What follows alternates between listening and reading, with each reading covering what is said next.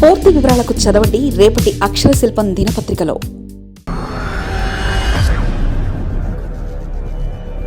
అస్సలు నమ్మకం లేదా జగనన్న? ఎమ్మెల్సీలపై జగన్కు నమ్మకం లేదట.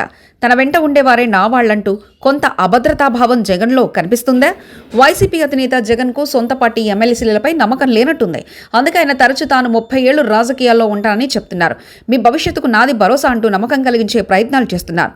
తన వెంట ఉండేవారే నా వాళ్లంటూ పరోక్షంగా బ్లాక్మెయిల్ చేస్తున్నారు. అంటే ఏ మాత్రం బయటకు వెళ్ళినా తాను అధికారంలోకి వచ్చిన తర్వాత వారి ముఖం కూడా చూడనని పరోక్షంగా ఎమ్మెల్యేలకు చెప్తున్నారంటే కొంత అభద్రతాభావం జగన్లో కనిపిస్తున్నట్లుగానే ఉంది.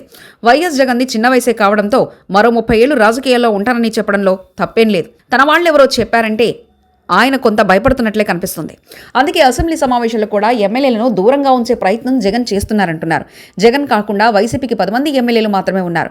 వీరిలో ఇప్పటివరకు పార్టీని వీడుతారన్న ప్రచారం ఎలాంటిది జరగలేదు. కూటమి పార్టీలకు కూడా ఎమ్మెల్యేల అవసరం లేదు. వైసీపీ నుంచి ఎమ్మెల్యేలను తీసుకుంటే అది కూటమి ప్రభుత్వానికి ఇబ్బందికరంగా మారుతుంది. అందుకే ఆ ఆలోచనలు కూటమిలోని టీడీపీ, జనసేన, బీజేపీలు చేయడం లేదు. మొన్నటి ఎన్నికల్లో పోటీ చేసి ఓటమి పాలైన వారిలో బలమైన నేతలపై కూటమి ప్రభుత్వం గురిపెట్టింది. అంతే తప్ప సిట్టింగ్ ఎమ్మెల్యేల జోలికి వచ్చే అవకాశం అయితే లేదు. కానీ ఇప్పటికీ రాజ్యసభ సభ్యులు 4 పార్టీని వీడి వెళ్లడంతో ఎమ్మెల్యేలు కూడా వెళ్తారేమోనన్న భయం పట్టుకుంది.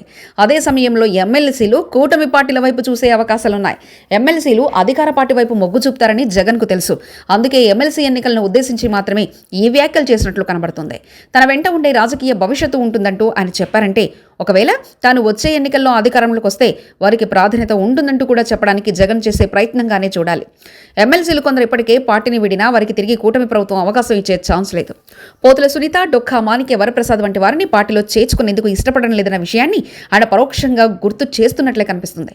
దీంతో పాటు 2028లో జమిలీ ఎన్నికలు వస్తాయని చెప్పడం కూడా ఎమ్మెల్సీని కంట్రోల్ చేయడమే ఆలోచనగా కనిపిస్తుంది. నియోజకవర్గాల పునర్విభజన జరిగితే ఎమ్మెల్సీలకు ఎమ్మెల్యేల టికెట్లు ఇచ్చే అంశాన్ని కూడా పరిశీలిస్తామని ఆయన పరోక్షంగా చెప్తున్నారు. దాదాపు 50 నియోజకవర్గాలు పెరుగుతుండటంతో అందరికీ అవకాశం కల్పించేందుకు కృషి చేస్తానని చెప్తున్న జగన్ ఎన్నికలు త్వరగానే వస్తాయని చెబుతూ ఎమ్మెల్సీలను పార్టీలు వీడకుండా కొంతమేరకు కట్టడి చేస్తున్నారని అనుకోవచ్చు. మరిన్ని కథనాల కోసం సబ్స్క్రైబ్ చేసుకోండి మీ అక్షర శిల్పం.